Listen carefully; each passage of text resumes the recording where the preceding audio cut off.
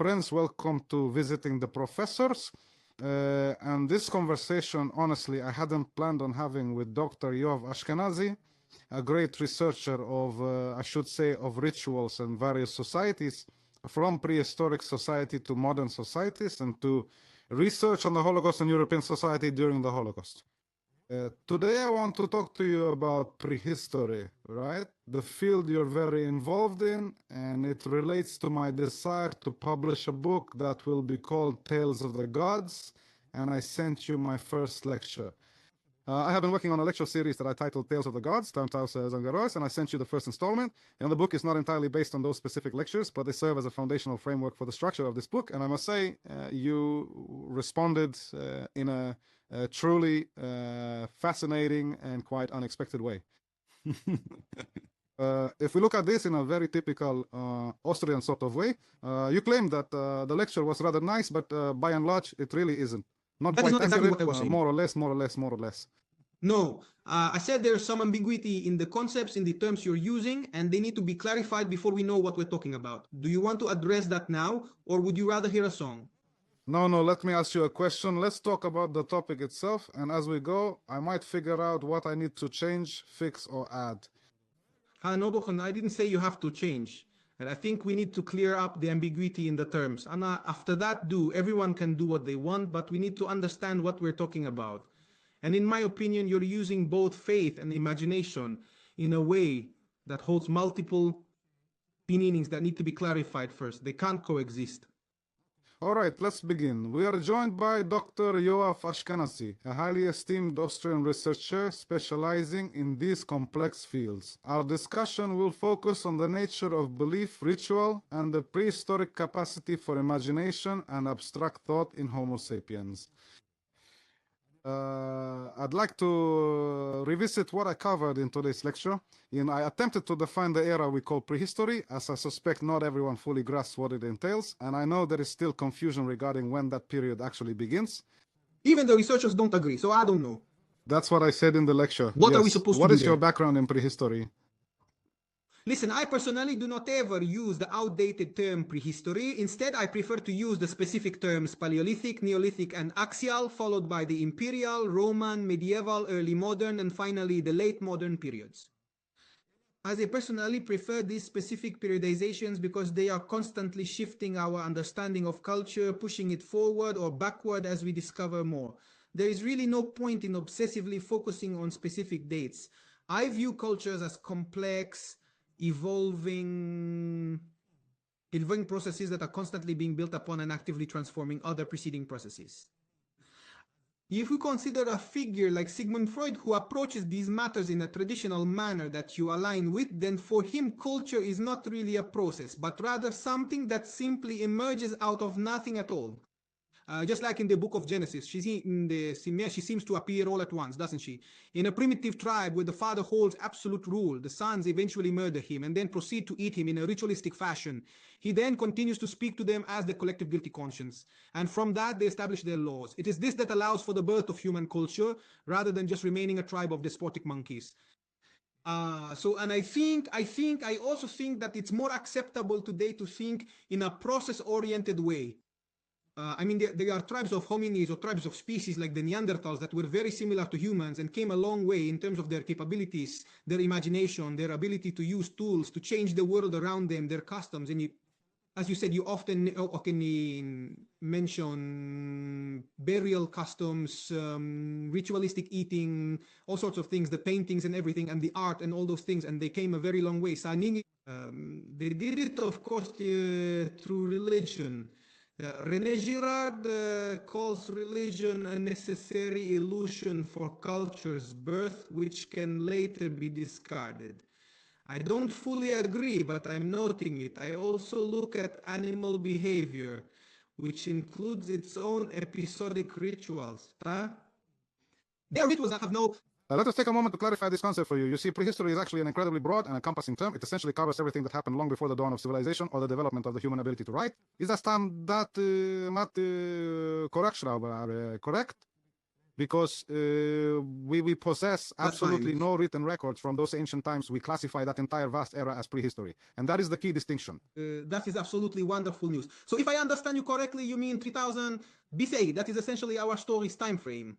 Around the time that we have these texts available, which you can then open, view, and refer to whenever you might need them. We have from 2700, 2800 are preserved texts. I assume they existed a bit earlier, but let's say 3000. 3,500 years, 4,000 years. I would say the first cities arise in Sumer. Writing doesn't appear right away, it comes later. That you could say is a kind of history as we know it. Starting from around 2800 BCE and continuing on from there. Prehistory is the time before we had writing and all that. But let's go back. I don't even know how far. 70,000 years ago, 300,000 years ago, 50,000 years ago. Homo sapiens, okay? Appears in history, a kind of human being is created called Homo sapiens. Of course, we call this sapiens, the thinking man, because we invent these definitions. So we are the pinnacle of evolution. And you and I are prominent representatives of this species called Homo sapiens. Maybe not the most beautiful, or well, not the most beautiful representatives, but representatives. And I want to understand, there is, after all, we are, after all, part of nature. There are animals you mentioned.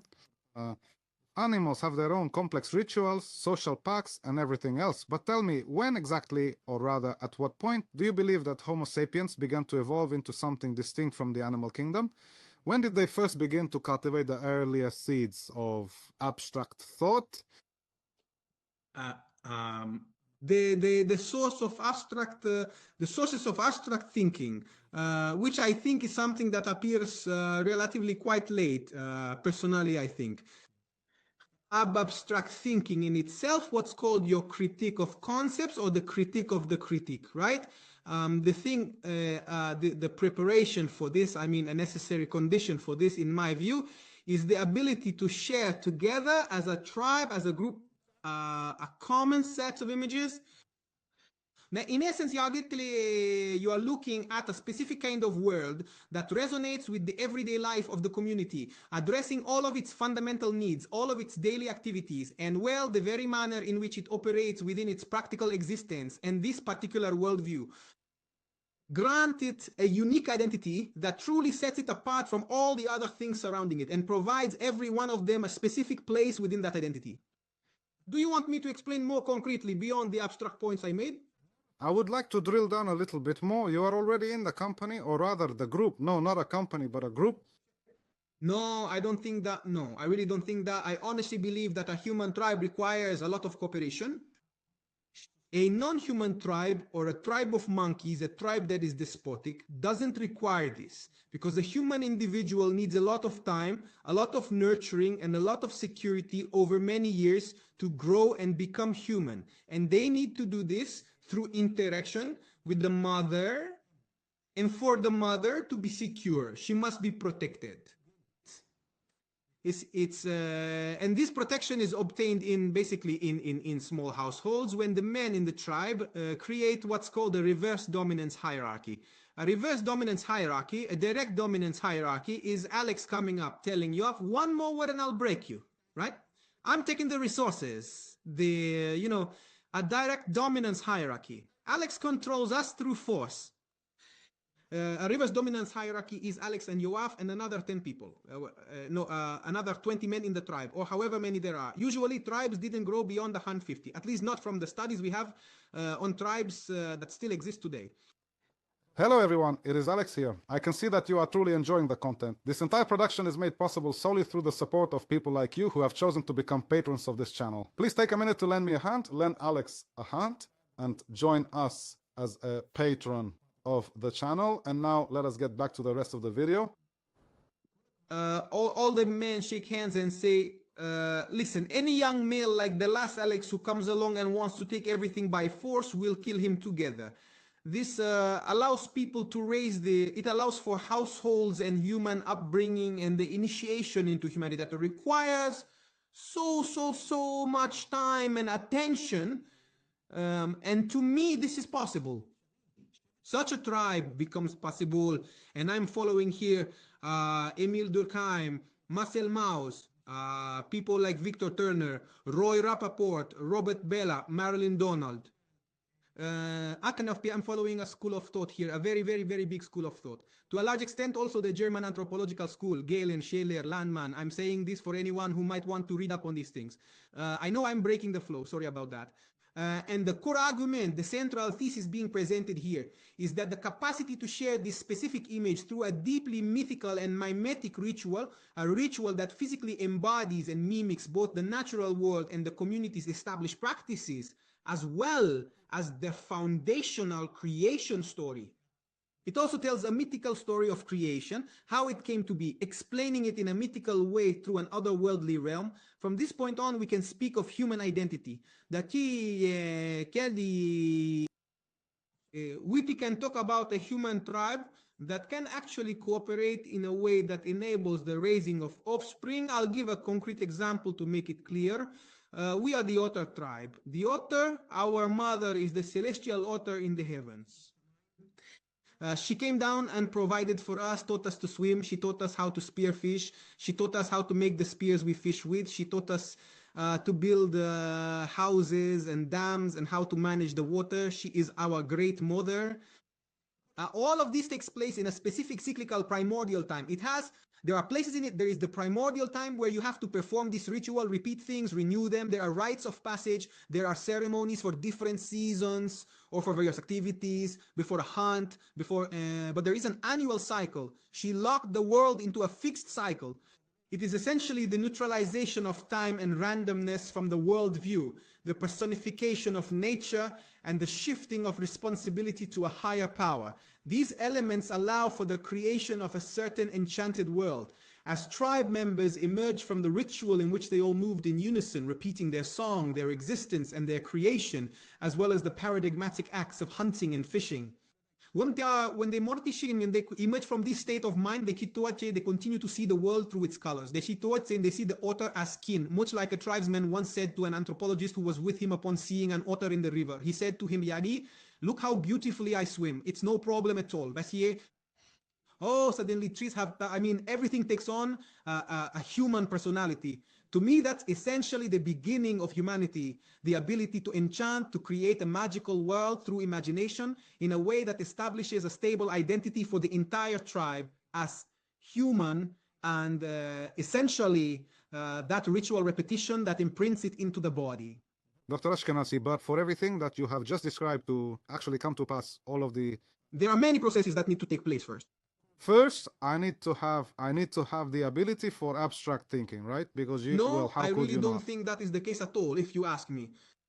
I think that when you look at animals and you see flamingos in their ritual with hundreds of thousands joining together and moving in perfect synchronization for an hour or two, they move in perfect harmony all together, truly creating their community through this repetitive formation in the air as they dance together. Then they break up into smaller groups, and every male tries to perform the most impressive, most unusual, most charming movements to attract the female. Now, you see a clear evolutionary display here. First, we stick together as a group because after all, we survive as a pack. And yes, we all move together, creating essentially this unity so we don't kill each other. And then every male also proves he's more of a man. I'm joking, of course. More talented, more evolutionarily fit, suited to... there are the explanations here. It's not like there's some mechanism, and from there we jump to thinking. There is no mechanism and no thinking in the completely abstract sense. It's always a combination. Yes, nice. Alex has a question. I want to take a second to go back, to be there even before this stage. The flamingo? That moment where, as we see, the first Homo sapiens stand up and suddenly walk in the savannah in Africa, right? That is the image of the dawn of humanity, at least in terms of Homo sapiens. We are heading there, and at that very moment I have come to believe, both from our correspondence and from what I have read elsewhere, the imagination possesses a survival instinct Those with a vivid imagination and the ability for abstract thinking have a better chance of survival, because the moment they climb down from the trees and start to walk upright, if I hear a rustle and I can imagine a dangerous animal hiding, or if I see a shadow and I can imagine that shadow is I'll also tell a you what I think. dangerous animal, it simply improves my chances. Are significantly more adept at surviving. And we know that the process of evolution works so that if these individuals survive, they inevitably pass those traits to their offspring. Consequently, as time goes on, even if not everyone was naturally an abstract thinker, from the start, the entirety of humanity gradually develops the capacity to think in a more abstract manner. Did I happen to make a mistake here in this very picture? I'm not sure if it's a mistake. First of all, we need to understand that we are talking about highly speculative things. Everything we're talking about is that you and I have read, thought, seen, and done, and all that, and we're talking as two intelligent people. None of us will ever know exactly what happened, but if you ask me for my assessment, my plausible hypothesis, the doxa, as Plato says, the rational probability is that whoever rose up and stood was not yet a human being in the sense we speak of, and that imagination was first created in the community and only later became an ability of individuals.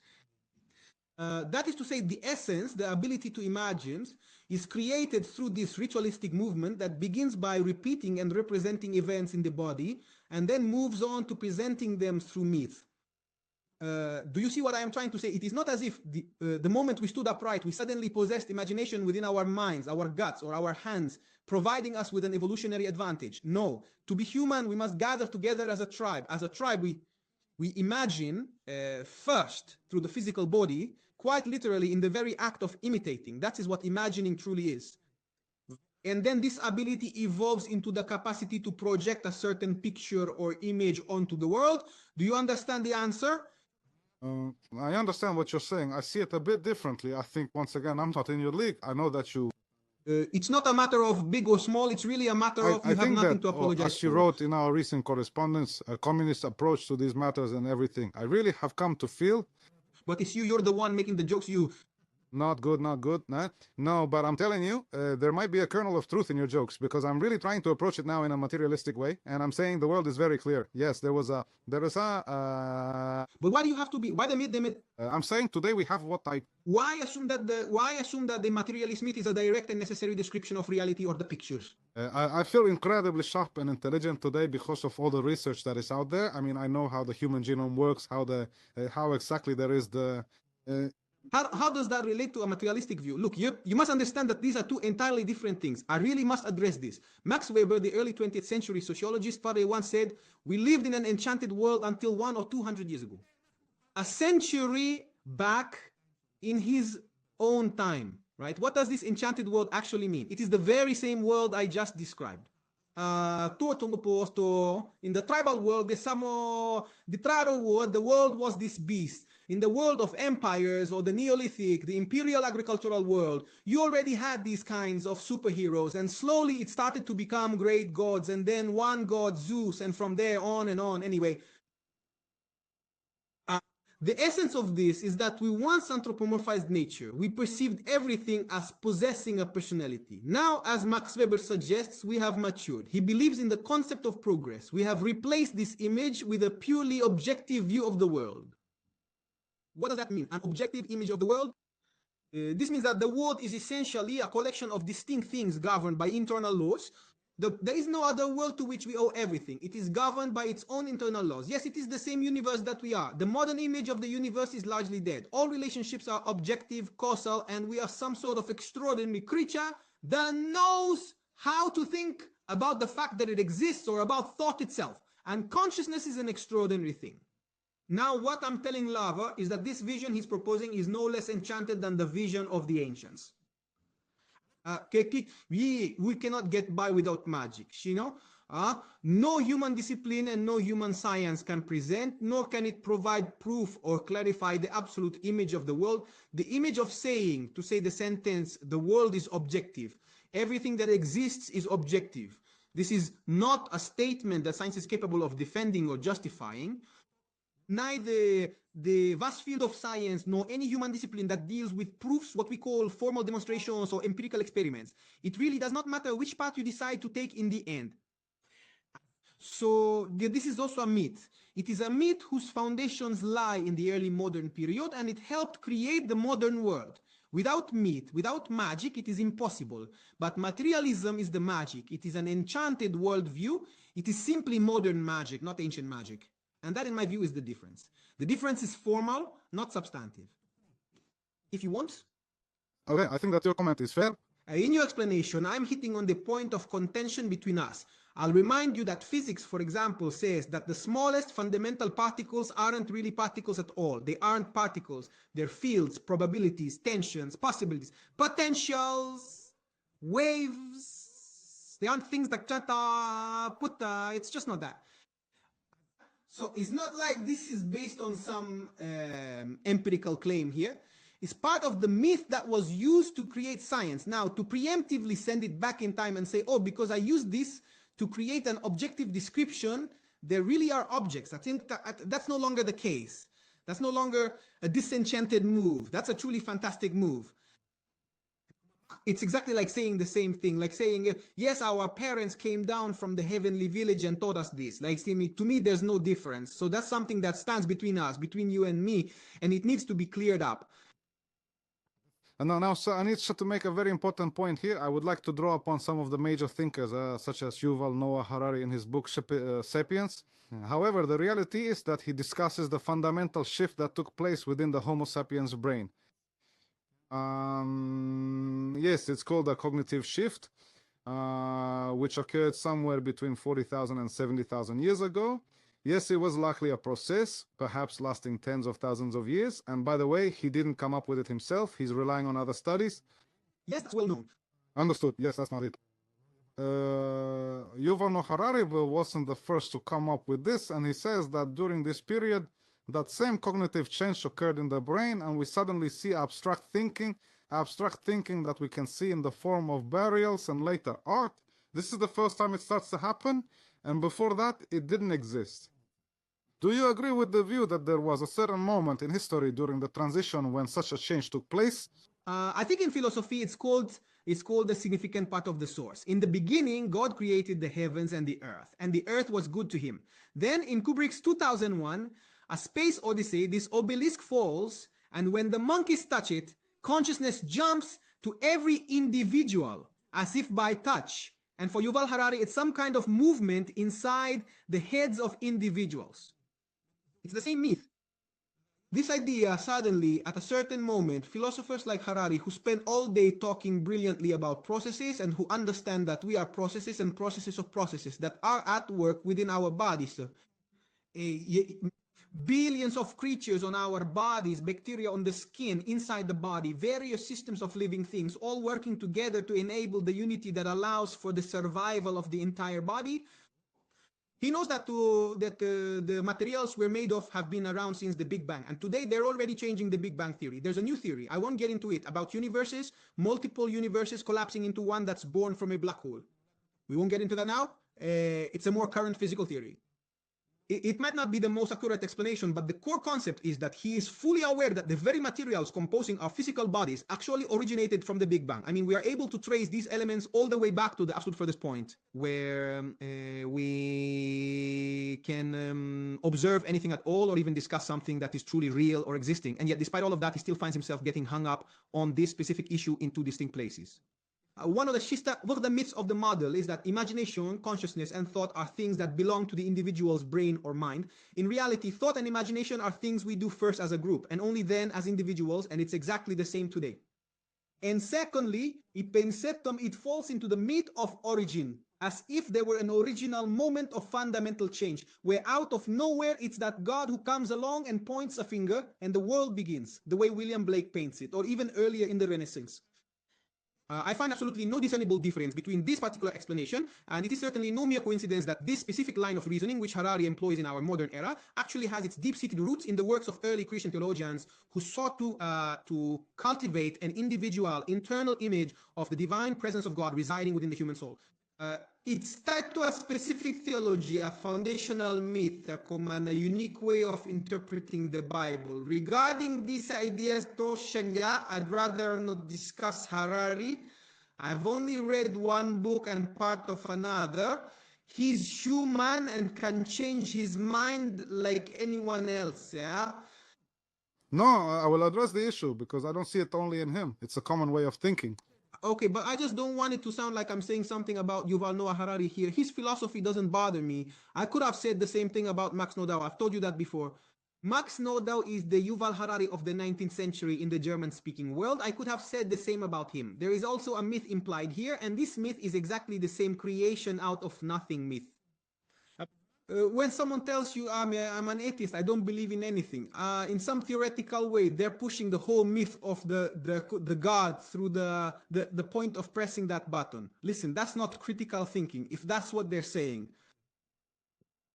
So you deny that the transition exists, viewing it instead as a continuous process that happens throughout? I haven't seen anything. Have you ever researched, understood, or seen in any serious human discipline something that starts from nothing at the push of a button? I am familiar with the nature of processes. I know, and I have told you before, that I am merely a collection of these processes. When I emerged from my mother's womb, I had the ability to breathe through water, but I lacked the capacity to breathe air. The process of breathing air eventually replaced that initial process. Now I can drink water and breathe air, but I can no longer breathe underwater. Okay? That's what conserved core processes look like. A process comes along, it transforms a process. I look at cultures metaphorically in the same way. I look at Neolithic culture as the one that replaced the Paleolithic. The Paleolithic was hunter-gatherers. The Neolithic was agricultural. High Neolithic means empire. It means empires. I'm saying this now so people don't get the names mixed up. And it's very important, yes, because all these concepts are really confusing. So agricultural culture transformed the culture, the rituals and the ways of life of hunter-gatherer societies into something that suited the home, the village, and the field, things tied to labor and production, and it changed things. The figures of the gods changed and the myths changed. They became more and more human, closer. Yeah, all sorts of things happened. And then the imperialist agricultural culture transformed these gods into greater gods and into a service state where everyone serves the one who guides them. And the highest ones are either the gods, yes, the kings, or the bun, the pisindim, the servants of the gods. And that is essentially a hierarchy pyramid. It essentially took primordial equality and turned it into a hierarchical pyramid, and we're familiar with that. That is in fact the most dominant cultural pattern in human existence, excluding the last 200 years. This is what you need to build a civilization, at least until the blockchain, which is now shifting the paradigm back. We'll have that conversation another time. That's later. Yeah, we jumped ahead to blockchain. Forget about blockchain. Wait, I want to step back from blockchain Investing in for a blockchain-based second. ventures. From blockchain, I want to go back to the hunter-gatherer caves. Yes, sure. In my lecture, I talked about three things that I say created our earliest beliefs, and they can be mentioned in any order. I talked about fear, yes, because you live in a dangerous world. I talked about curiosity, which is also something evolution gave us, the desire to know. Just like today, you want to know what's happening in space, even if it doesn't provide you with any immediate practical benefit. Just curiosity. Curiosity drives a lot of things. It's something that moves us, makes us do things. And of course, I also talked about the Homo sapiens' need for certainty. I mean, it's very hard for Homo sapiens to live without certainty, without a purpose, without all sorts of things like that. And I think that's true for us today, and it was also true for the hunter-gatherers who lived back then. Is it fair to say that in these conditions out in nature, there are many dangers, there's uncertainty, and there's this huge world that you're curious about? You ask yourself, why is the sun like this? And why is there something else at night? And why are there stars?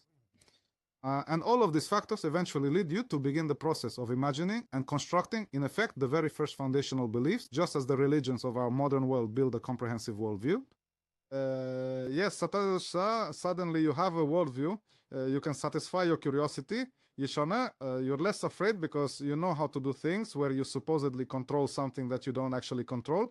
And of course, you gain certainty, like if you hit it 3 times on the head like this, I honestly don't know. You eventually reach a point or you simply choose to act. And if you do act, it must have some kind of purpose. You just end up inventing one. I wonder, did those ancient hunter-gatherers develop a specific perception? Not necessarily a religion or a set of beliefs, but rather comprehensive worldview, a complete picture of the world? Well, there are two different topics here. One I will address at the end, and that is the topic of faith in general, which we need to clarify, and I said that at the beginning. The second topic is your idea that there are three elements that you can identify in cultures, in modern man, and in ancient man, and they seem to you to be the pillars or the main ways, the reasons or the motives, the main ways to create a meaningful human world. These are two. I mean, these are two different topics. We will address first. I will address each of them, and I will talk about each of the concepts you mentioned. I will start by saying that because modern culture the mean modern person is so different from those who came before, yet also so similar to them, we tend to project all the constructs we have established onto the past. We saw it with the objective approach. Yes, the idea of the objective method started as a myth that led to science, helped science, and allowed it to flourish. And then suddenly we assumed it as a culture, as if it were the real world we live in. But it was a useful myth that guided our thinking. We have put it behind us now. Our similarity to our predecessors, as I said, is in enchantment. We continue exactly what I just showed. We continue to enchant, to be mythical, and to be enchanted. The content of the enchantment has changed. This is what makes us different from every previous society, because all other societies before us lived in an enchanted world, a world where, yes, even in the Middle Ages, even at the dawn of the modern era, perhaps the priests at the very top were truly disconnected from the old magic, but most people live completely within that magic. So we are at once too similar and at the same time. In other words, we are simultaneously too similar and too different, and that makes it extremely difficult for us to understand both those who came before us and ourselves. This is a stumbling block we must acknowledge. It is a weakness that stems from the immense power of our societies, the modern rational ones. Our power stems at its core. It is exactly these abilities that also bewitch us. It is part of the same story. Now, when you talk about fear, I hear something, and I have something that strongly resonates with that, only I prefer to talk about anxiety. What is the difference between fear and anxiety? Fear has an object. Anxiety does not. Anxiety replaces objects. Anxiety is essentially an inability to be where you are. If you will, it is the anti-structure.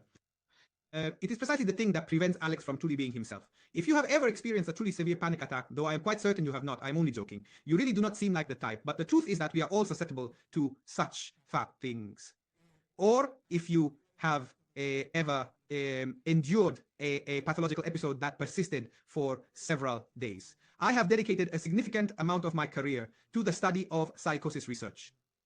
You know, the experience is one of being unable to be where you are, an inability to say anything, to pin anything down, to assert anything, you don't even make basic mental, thought-based or perceptual moves. You jump. Even perception doesn't anchor you in these radical situations. Now, Peter Berger and Lachman, two sociologists who co-authored several books, and their argument is one I find very compelling, contend that the structure of humanity we described in the ritual is intended, among other things, to collectively overcome paralyzing anxiety, to let us become it. Yes, we are the only animal, they say, that when you catch it, put it in a cage, or it reaches its den, it doesn't come down. All animals, when they reach their den or you catch them, that's it, they come down, not humans. Humans keep driving themselves crazy inside their den. Now, I don't know how convincing this specific claim is, but they have this. The idea of social togetherness and shared activity, physical and verbal, as a way to cope with anxiety is 100% correct. That is one of the things that rituals do. Read the book by Dimitris Xypolitas. He published a book in 22. He shows you communities in Europe that have been practicing rituals for thousands and thousands of years, perhaps related to mental and physical health, which improve the immune system's resilience. That's completely clear. There's no arguing with that. During a Tamil ceremony, they pierce themselves with pins hundreds of times, or they carry a load on a hot day up thousands of steps. It's absolutely insane. And then they pierce themselves with pins. The ceremony itself, their system is the system is a very, very high risk.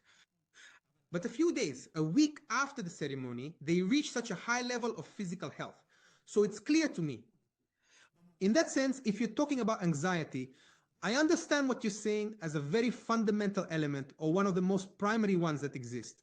If there is such a thing as primary, yes, we're talking about degrees, processes. I completely understand that. That's fear. By the way, I'm not sure if I'm answering your question.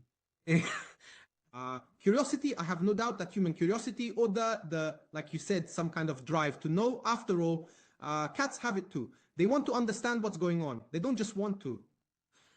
I have no doubt that it's something innate in people. I still see it today.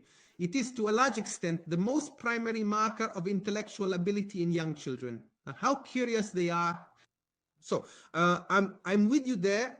As for the certainty, I'm more in agreement than disagreement. I just want to clarify. What is certainty? Certainty is the ability to anchor something and lean on it, a background, against which you can establish criteria by which you will judge the ongoing effort. Are you with me? I mean, what is that actually supposed to mean?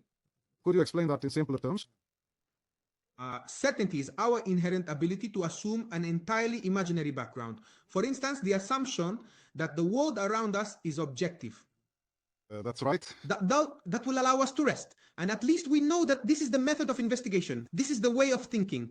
It provides the criteria. Now, someone might come and tell me, listen, Yoav, a person might say in court, I stole from that old lady because this flower here tempted me, or because someone gave me a potion. And that, I'll tell him, nah, no, buddy, that's not it at all. My criteria are objective. If something influenced you, it would have to be in some hypnotic way, or someone would have to alter your consciousness, and you'd be able to show me all the objective processes that led to it. You can't tell me that this flower wanted you to be this, and it affected your soul. Like how I could convince Alex to go kill someone or something like that or whatever.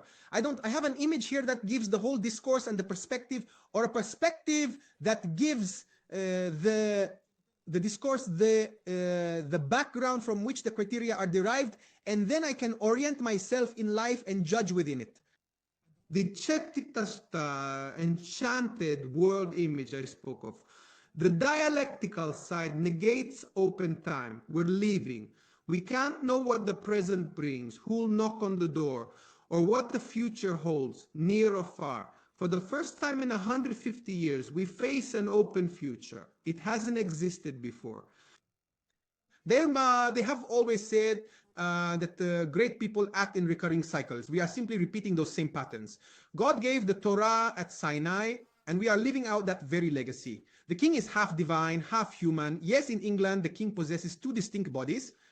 There has always been some mythological past that determined through which we took control of the future. We made sure to escape from this corrosive anxiety. Yes, so not everything can happen. We are less able to predict what happens. And if something completely random occurred, we simply ignored it or interpreted it into the consensus. We did something wrong, we did something not right. I mean, there is an explanation for why this happened. Yes, we see it, at least whenever there is text. I can't say what people thought before text, but they probably thought the same thing. And when there are texts, we see the gods focusing. There is a reason. No, I don't think they thought the same thing. I want to emphasize a point here. We are falling into the myth of representation, as if there is a representation and it is separate from what it represents. That is not the case in most of our lives. Text is an act of thinking. It is not a snapshot of the results of an act of thinking, nor is it a summary of them. It is itself an act of thinking and participation.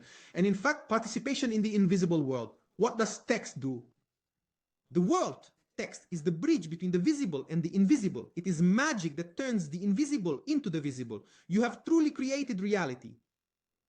Do you get it? You know, it's not just God saying, let there be in the Genesis myth.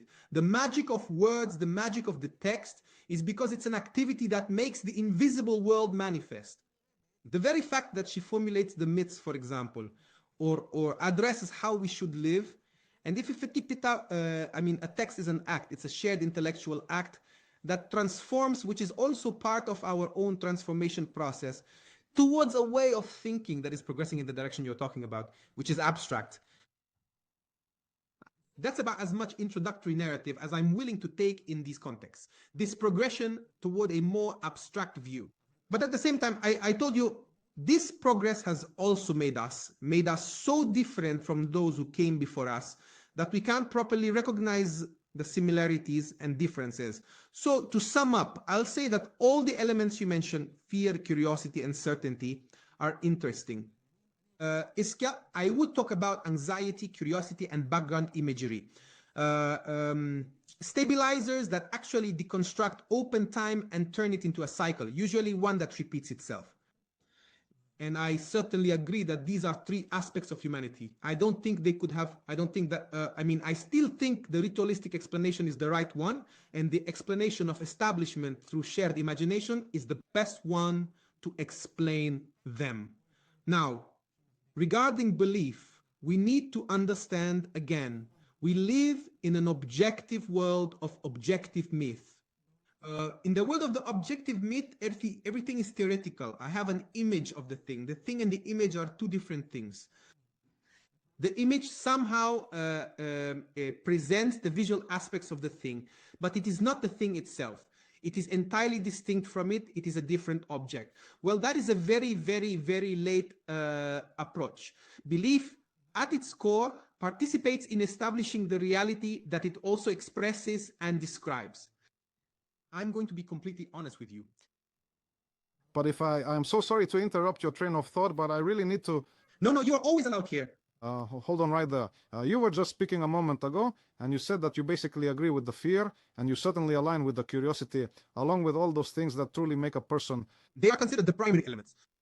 Yes, it really starts to make me imagine some sort of worldview. We could call it abstract thinking, or we could call it personal beliefs. In the end, it doesn't matter. But my explanation, again, is that your personal capacity for a worldview depends on the community's shared capacity for a worldview, and that is ritualistic. Right, but that's what I'm saying. The ritual is like, if I'm building some kind of pyramid of explanation, then at the beginning of this pyramid, I have the fear and the curiosity and everything, and it's only later that I start to develop a worldview. I also perform rituals, and really, what does a ritual do? It allows me to address those three things I talked about. Just the simplest ritual. I'm about to walk out the door and I'll kiss the mezuzah. It's a kind of ritual that gives me less fear and more certainty. I don't know, maybe subconsciously. It's the same with prehistoric man. When we see the paintings from the cave, Kwaka caves. Yeah, he didn't have agriculture after all. As you said, we're talking about a time without agriculture. Everything depends on your ability to hunt. That's right. This step determines whether you live or die. And we know there were conditions where humanity was reduced to very small groups. People simply died. There wasn't enough food. That is the primary reason I choose to draw the animal I just caught. I like to imagine it influences the various things I do each day. It holds a truly profound and magical significance for me, you see. Once again, we have no scripts. We can only imagine. I said it from the beginning. Belief participates in the creation of what it does. The act of doing the painting is part of the step. All right, I have addressed everything that was required with absolute certainty, with fear and with all the rest, and then I head out to hunt. If I happen to succeed, then all is well. But if I fail, I will surely find a reason. Perhaps I did something wrong, or I angered the spirits, or I must visit that sacred tree where my hair belongs. The activities you describe presuppose a community that already exists, one capable of collectively imagining a world and giving it meaning.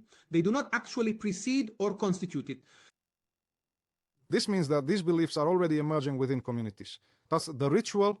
And you have to understand that part of belief is the structure of imagination itself and the act of doing. I mean, you mentioned Wittgenstein. He once said that his best example of belief is gravity. I mean, you see, he doesn't want you to separate the claim, right? The theory of gravity or the story about gravity from the force itself. He's attempting to explain to you that the whole idea of trying to cut in is just a myth, a modern day myth or something along those lines. Yes, and then I arrive at what I consider the beginning of I personally call it the beginning of faith. You could call it by many different names. At that point, there are no religions yet. So not yet. Early humans lacked religion. They had no formal worldview, but their view explained reality based on experience. Belief wasn't theoretical. Why did the soul concept emerge in prehistory? They probably already realized that there is some kind of soul, that there is something beyond just the human body. How do they arrive at that? By the fact that people go to sleep. In their sleep, they see all sorts of things, and then they wake up. They see that they haven't moved from the spot, but wait, then what? What was that I saw?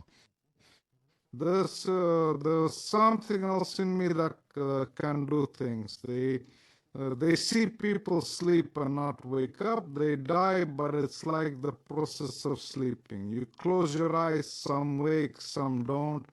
That's how the soul was born.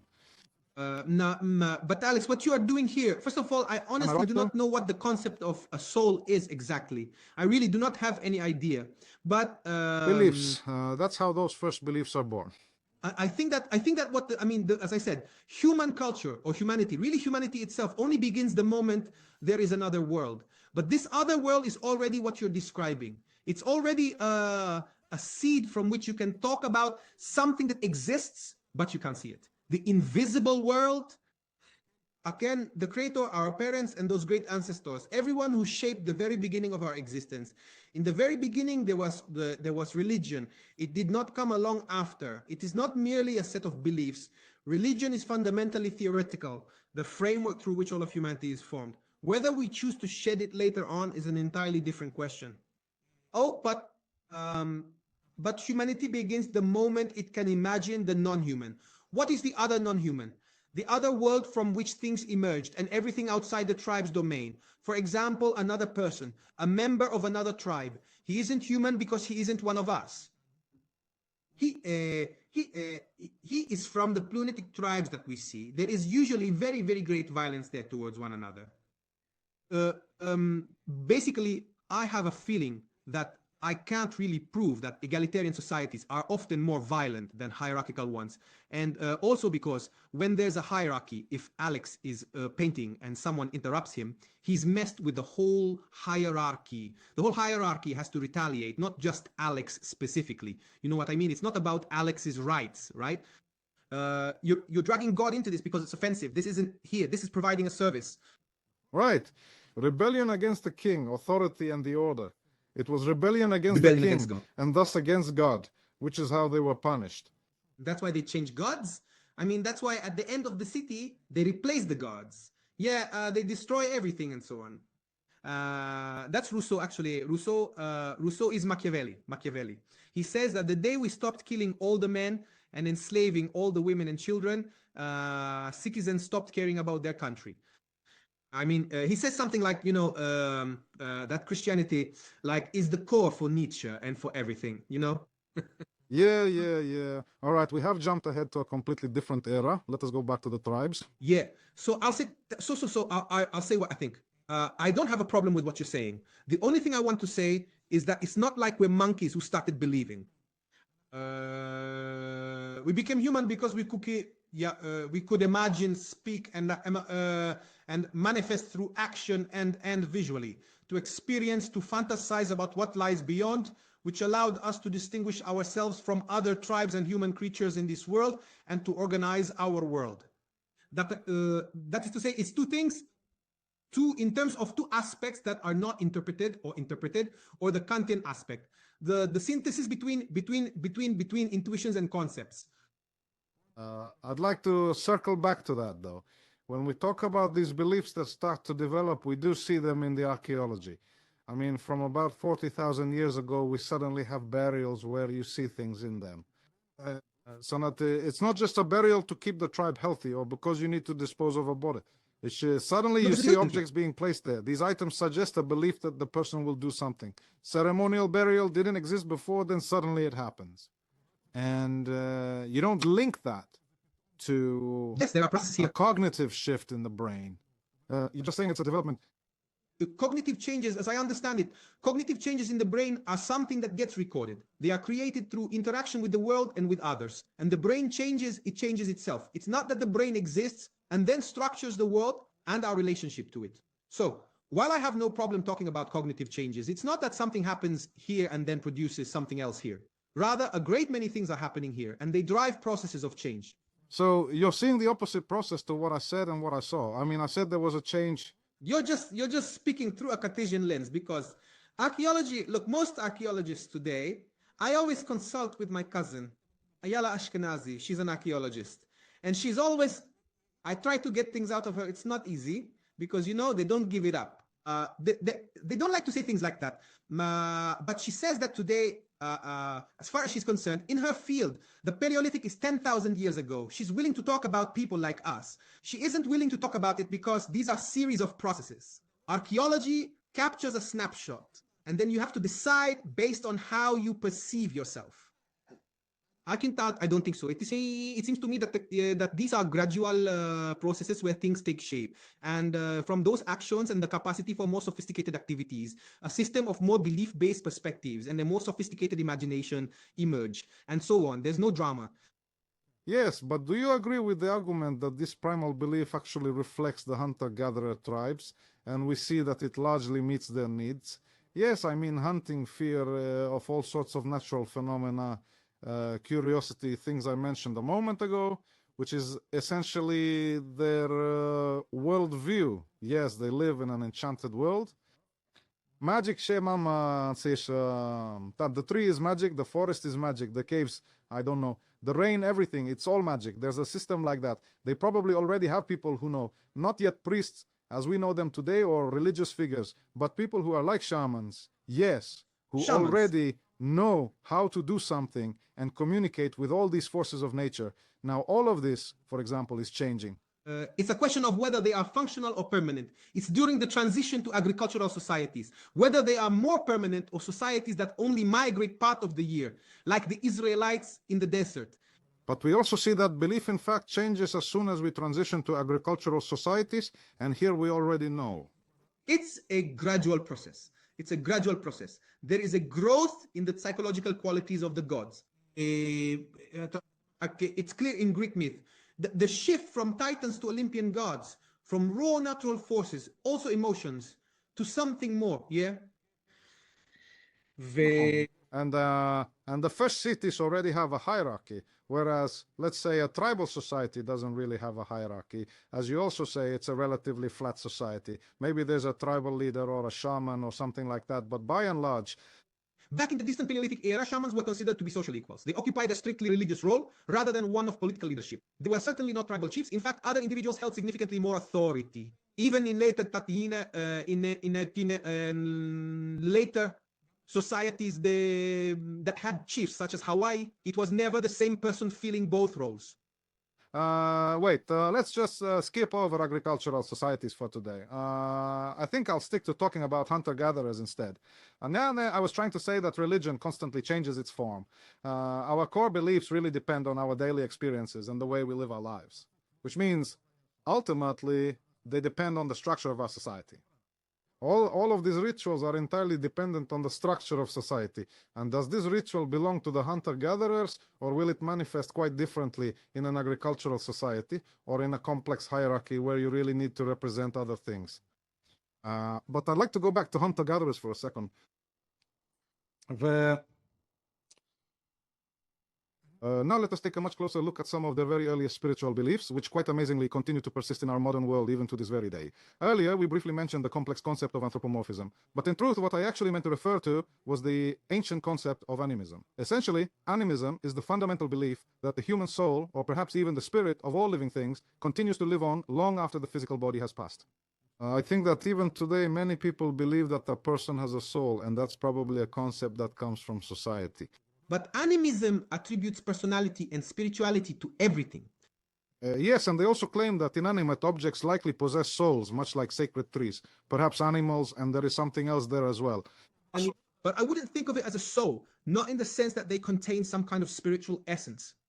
No, but they understand, I don't know exactly what they understood. Yeah, once again, I don't have a script, but I think they understood that there is something in a person beyond the body, something that knows for a fact that if I'm asleep and I suddenly see myself swimming in the sea, then wait, my body hasn't moved from the cave.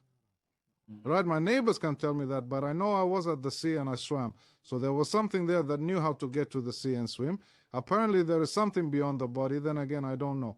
I don't have one. I don't know how they defined it. They probably lacked Wikipedia. It's not a body. It's not perception. Is not a body. There is Beyond the body, something beyond the body. another word. This word is neither physical nor spiritual. It is everything at once, yet it is simply itself. It is the perfect model from which this word is derived, whether it is the celestial village or the sacred geography of the Aboriginal people in Australia. But in the grand scheme, that doesn't matter. It is the world beyond our own that provides the true meaning and order to this world. It's not that simple. You need to understand. You are describing transcendence, that profound human feeling. As the philosopher Charles Taylor says, is that all there is like no matter what you achieve in life, no matter what you have, whoever you might be, there's always that feeling that there's something beyond, that something is missing. It doesn't have to be if I'm not talking about animism, let's say, there's something else that has remained to this day. When I think from those societies, it's the use of a totem. A totem, yes, a symbol. Animism continues to exist as well. Yeah, animism remains too. I'm saying animism remains the symbol, symbolism, totem, yes, where you identify yourself with something. I don't know what, it could be an animal. Yes, there's the lizard tribe, the wolf tribe, I don't know, the fast rooster tribe, I don't know, but there's some, it's a kind of symbol that you identify with, and we know it still exists today. Today it even exists on flags, in the country's symbols. Listen, there is a deeper implication here. There is no symbol involved. The animal is not merely a symbol, it is the tribe. It is the tribe's essence, ensuring its stability and life in another world. I am telling you, it is not a symbol. We are just so completely obsessed with symbols. No, a symbol is a modern concept. I agree. I am speaking now. There is an obsession that, in my view, is fundamentally Christian.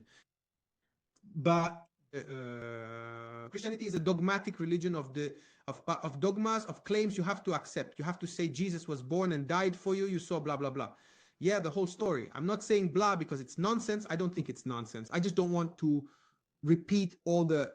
Within this specific culture, back in the ancient world, what carried Jesus was the icon. Because you see, an icon, as I have mentioned, in the ancient world is not. It is by no means a mere representation of the divine or just a simple picture of him. It includes the presence of God himself. Now, what do you do in a world that is becoming increasingly modern, where there is no longer, the concept of representation takes over the entire picture. You must find some concept that bridges the presence of Christ and representation, and you can connect to Christ directly through representation. So you call it a symbol. No, what is the symbol? The romantics tell you somehow it brings the thing itself. The thing is a Christian theological story. You don't have to be... No, that's fine, but I'm saying it's also outside of Christianity. We know that this identification existed even if I go back to periods before Christianity, even in the Bible, right? In the Bible, there is a very clear use of this totemism, right? Plenty. Even when the children of Israel are walking in the desert, when they organize themselves in the field. It's not a symbol. It's the power of God himself or some other entirely real subdivine power, right? The snake, this staff, it's God himself in his manifestations or his stature or his essence. It doesn't symbolize anything. There are no symbols in these worlds. No, I completely agree with you. So it wasn't a modern flag yet, right? For a country, obviously. No, that's not the world. There isn't yet a distinction between the representation and the thing itself. Remember, in Paleolithic worlds, every representation is the thing itself. Many Native Americans refuse to be photographed because you're taking them the sheep. Why? Because in a ritual where I present something, I'm actually participating in it. Think about it. In a ritual, we're actually performing the actions. One of our problems is that we aren't creating new rituals, and we're trying to forget the old ones. To forget that our lives are ritualistic today, and that screws up our ability to create, to transform structures of our shared imagination. And we're in big trouble. Yes, I'd like to ask you, we need to wrap up. Maybe in the next episode, we'll continue talking about this transition to an agricultural society. I am genuinely curious to understand, however, when we take a closer look at various hunter-gatherer tribes across the globe, why is it that the vast majority of these groups, existing in a world completely devoid of the internet and having absolutely no connection or contact with one another, they have managed to develop such a remarkably similar belief system and shared worldview? Even if I look at different continents, right, with, of course, many differences, but at the core, it is the same ideas. And we don't see ancient secular hunter-gatherer societies, do we? We don't. It seems like everything is just magical and Listen, you presented enchanted and all of that. How do you explain that? Look, I don't know how people who aren't related to the 700 people who survived there, like you said, that same tribe of 700 who survived they say a few hundred, right? Who survived the Ice Age or something like that, the last one. It's a significant bottleneck, truly. There are only a handful of people. Hundreds of people all over the planet. So that's what we have, and all the tribes we know are obviously descendants of these people. You can see the same thing all over the world. I don't know. You know, I don't know what to tell you about that. I can tell you that if I understand correctly, that's how humanity prepares in general. I look at the symbols of people who lived 40,000 years ago. They aren't the symbols, the drawings, and all that. They aren't fundamentally different from what this tribe did and what we still do today. And it seems to me there's a consistency here. But again, there are 7 left. I don't know. You know, I don't know how to address. I don't know what to say about it in a more strong way. If I understand you correctly, you mean that since it originates from the same bottleneck, from that same source, it propagates and spreads, carrying more or less the same core beliefs. It reaches every single corner in that exact same way. That is truly fascinating. Yes, I see, I understand. It is only me. I really don't know. I'm not quite sure. All right. Well, I think that I hope we've cleared things up a bit. This will also help me write the book. In this chapter, you'll also write a few pages. I want you to send me everything you write. I'll go over it and edit it for you. What do you say? Of course, I want all researchers involved. Every episode will feature a researcher or two writing or adding input, maybe even in... Alex, you know that I am a very obedient person. I always do exactly what I am told. You are well aware of that. Great. And I want us to talk in the next episode about the transition to something that can already be called a religion, right? To a society. What should I do? That's a big question. What is religion? Our definition is still very Christian, very late. We'll talk about that. We'll talk about how religion was viewed back then, not how we view religion today, because you're absolutely right when you say that I often use something I see now. Yes, a symbol. It's not about you, it's all of us. Yes, and then we project that onto hunter-gatherers, and they were, in fact, they planted a flag and followed it. It's clear to me that their mindset is different, and we'll try to understand things beyond agriculture. And then, in fact, religions emerge that we still recognize in one form or another to this day. Yes, although, as I said again, those early tribes left a huge mark on us to this day. Yes, people don't notice it, but they do. The most common religion in the world, and here I agree with Dr. Ben Noon, is magic. He said it. It's been that way since prehistoric times, and he still says it today. Don't let them confuse you. But I think that's an aspect that I think there is religiosity, and religiosity is actually goes with all humanity. It is actually difficult to distinguish between humanity and religiosity in deep senses. And a very deep aspect of this is, of course, magic. But I primarily think it is the establishment of a shared world through a shared ritual imagination. This is the position that I have been convinced of, I need to say, to emphasize this.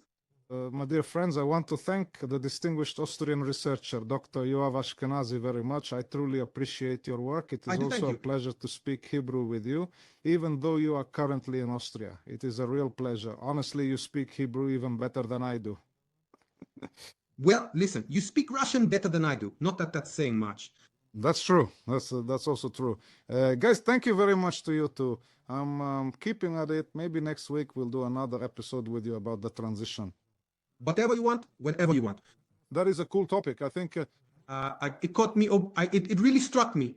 That struck me the most because I want to talk about the depths of thought that are physical and visual, and not just conceptual and verbal. Yeah. Uh, Thank you so very much. Thank you. Take care now. This channel exists for two reasons. There are many viewers who watch it, and there are people who have decided to lend Alex a hand and become patrons of the channel to support this work. Click the link below the video and help me keep going. לינקים מתחת לסרטון, עזרו לי להמשיך.